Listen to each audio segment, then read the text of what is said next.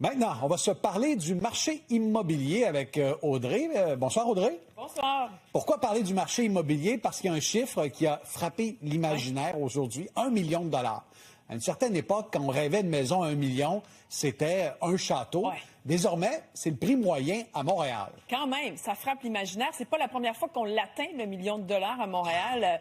Pierre-Olivier, c'est arrivé en 2024, mais c'était redescendu par la suite. Cette fois-ci, on le dépasse, le prix moyen à Montréal d'une maison unifamiliale.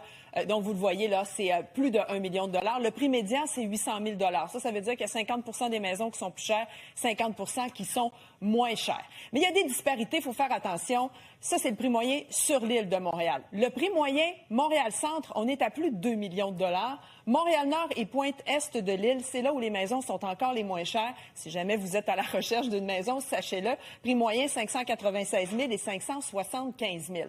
On s'est promené, nous, aujourd'hui, sur le site Centris pour aller voir ça ressemble à quoi. Pierre-Olivier, une maison à 1 million de dollars à Montréal. J'en ai sorti quelques exemplaires. Un petit quartier-ville, 1 98 000 dollars, 1956, à peu près 6 000 pieds carrés de terrain. Un clé en main ou pas vraiment?